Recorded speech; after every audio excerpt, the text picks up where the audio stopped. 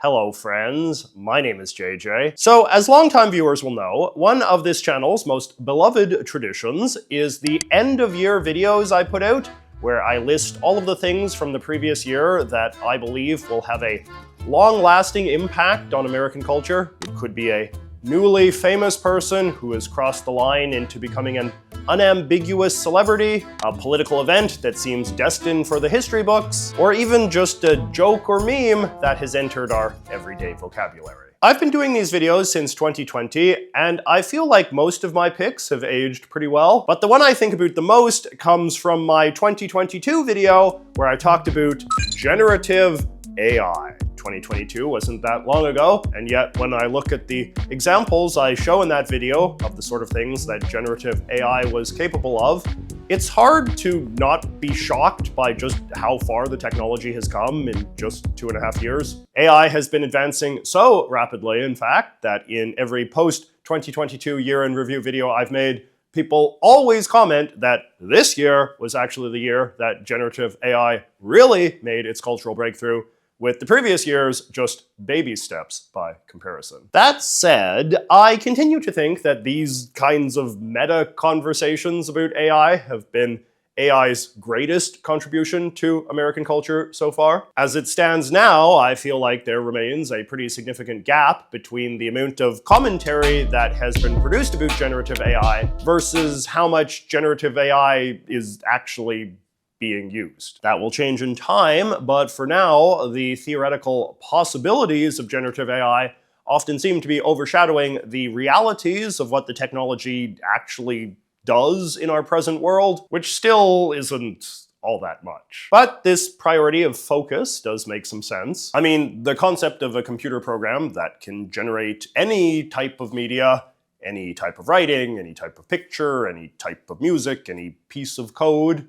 is clearly one of the most dramatic cultural provocations that any of us have faced in quite a while. People sometimes analogize generative AI to the emergence of the internet, which strikes me as a somewhat fair equivalent. The internet made it possible for everyone to speak to everyone about everything, and this proved to have a huge impact on American society in all sorts of ways that we're still sorting out. But as award-winning economist Paul Krugman is keen to note, the internet also didn't wind up having that much of an impact on the economy compared with those earlier, less glamorous technologies, like say the washing machine. So that's the other half of the historic precedent we have to keep in mind too. Now, I have been a generator of content my whole life. There exists a certain sort of person who is driven by an insatiable need to make media for others to enjoy, and that is very much the sort of person that I am. I love to write and draw, and over the last decade I've learned I love to make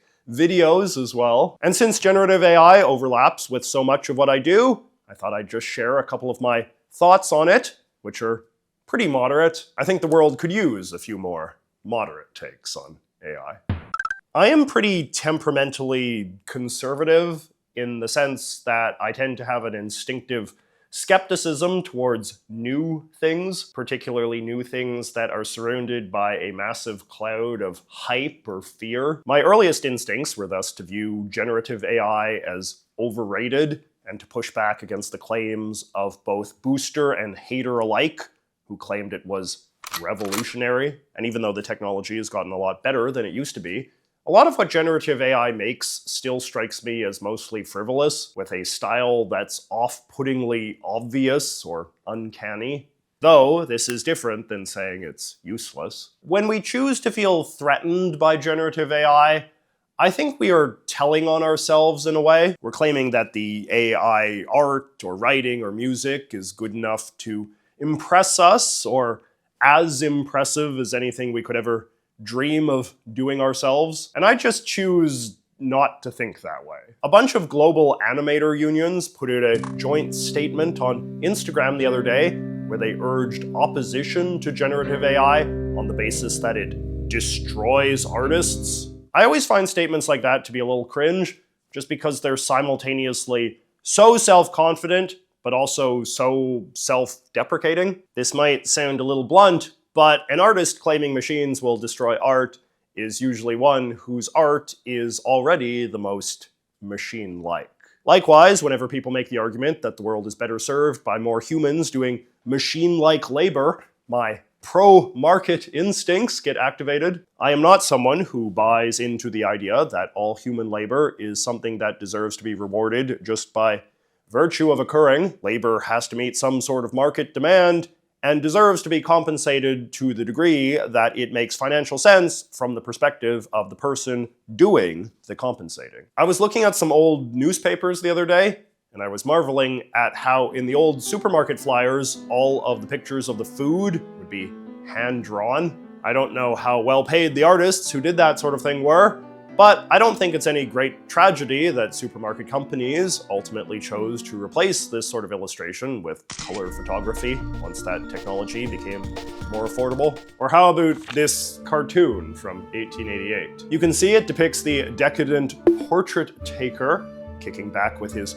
camera, as we contrast him with the struggling portrait painter, now thin and bored and hungry. I don't know how many people these days would consider the late 19th century decline in portrait painters to be a particularly disturbing phenomenon. The notion that people have a right to work in perpetuity in whatever sort of job they prefer has never struck me as a terribly persuasive argument, regardless of whether it's being made by a coal miner, someone in a car factory, or a guy hand-drawing hundreds of nearly identical animation frames for a Saturday morning cartoon. There are inefficiencies of money and labor in all professions that machines are well suited to replace, and I think it's important we don't get overly sentimental about artistic work just because it involves a human holding a pencil instead of a screwdriver. And I think most people agree with this on some level, which is why the most outspoken critics of generative AI, like the people who wrote this open letter, are increasingly pivoting to more moralistic arguments. You know, like this idea that AI is a technology that is fundamentally built on thievery, or it's too harsh on the environment, and things like that. There's a certain grasping nature to a lot of this rhetoric, which I think reflects the fact that whenever a provocative new technology comes out, people will often be disgusted by it at an emotional level, and this then results in criticisms that are often less than completely logically airtight.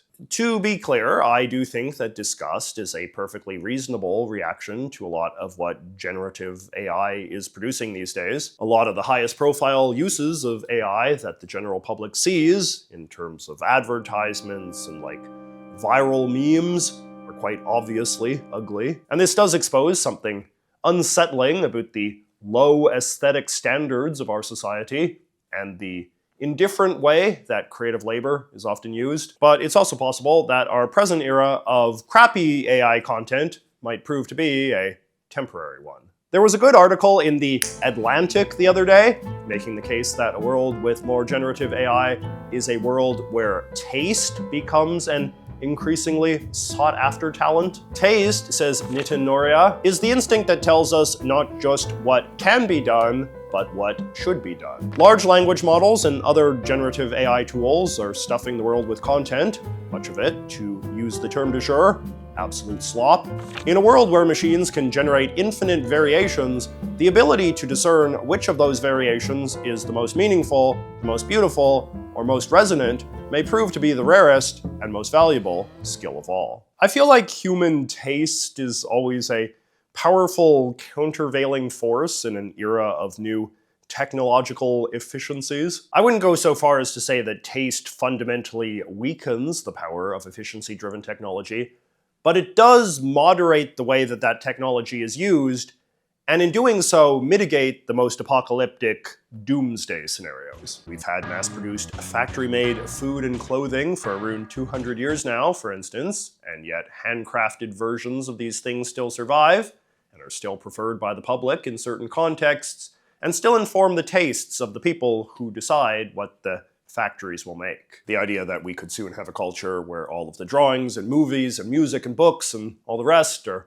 low-quality garbage made by machines, unburdened by human oversight, strikes me as about as plausible as someone in 1888 saying that the invention of the camera meant that we would never see a beautiful image of a human face again. But since a lot of these sorts of conversations about AI tend to get very abstract, let me now give you some real-world examples of how I have been able to modestly integrate AI into my own workflow as a professional YouTuber while still retaining my channel's tastefulness and integrity. There are some channels out there who make their entire videos with AI, from the script to the graphics to the voice reading it, and those people are making obvious slop that only appeals to the most tasteless among us. And then there are the channels who are very righteous about never using AI in any context, and in my opinion, those people are not giving their audience the best product their labor can produce. A while ago, I made a video about the 12 signs of the zodiac, and I had this idea that it would be fun if I could reveal each of the signs as toys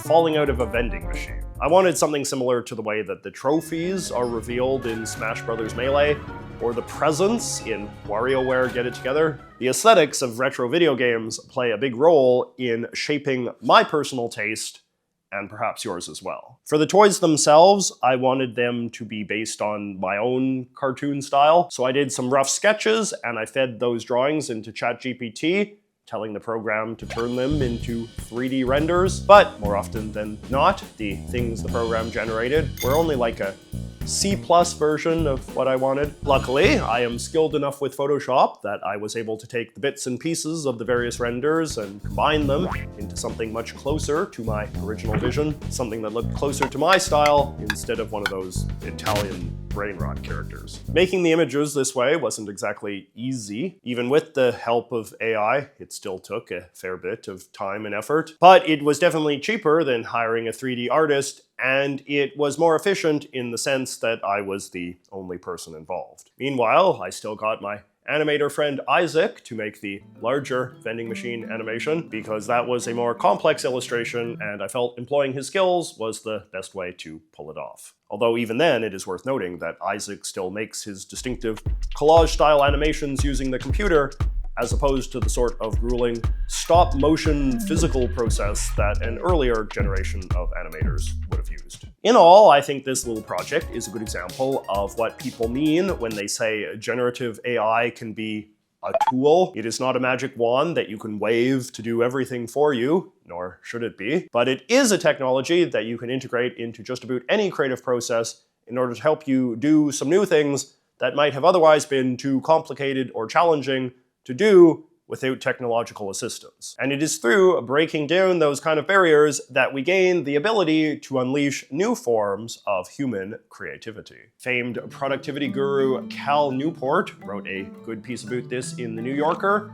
that I feel summarizes my own feelings about the appropriate role of generative AI in the modern workflow. Dr. Newport is primarily a writer, and he describes how he finds using AI to generate entire articles or even paragraphs to be a generally unsatisfying experience. AI programs, he says, tend to write in a style that he calls book report blandness, and this offends his personal taste. But seeing what the program generates when he feeds it prompts also stimulates his imagination. It gives him ideas and helps him think about things that he could write, which is often as much a part of the writer's labor as the writing itself. I began to see the value of the tool. ChatGPT was not generating professional prose all at once, but it was providing starting points, interesting research ideas to explore, mediocre paragraphs that might, with sufficient editing, become usable. In the long run, I wasn't saving time. I still needed to look up facts and write sentences in my own voice, but my exchanges seemed to reduce the maximum mental effort demanded of me. I like that phrase. Reduce the maximum mental effort demanded of me.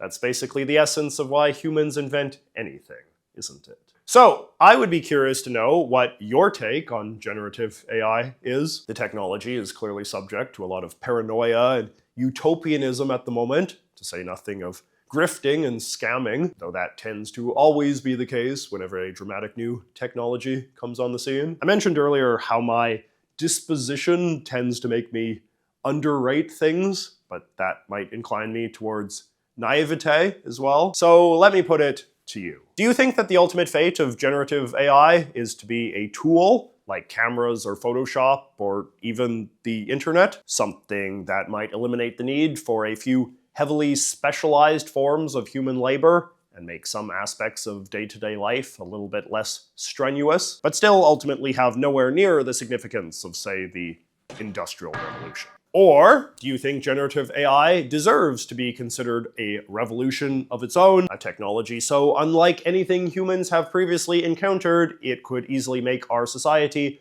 unrecognizable within a single generation? Let me know in the comments, and I will see you next week.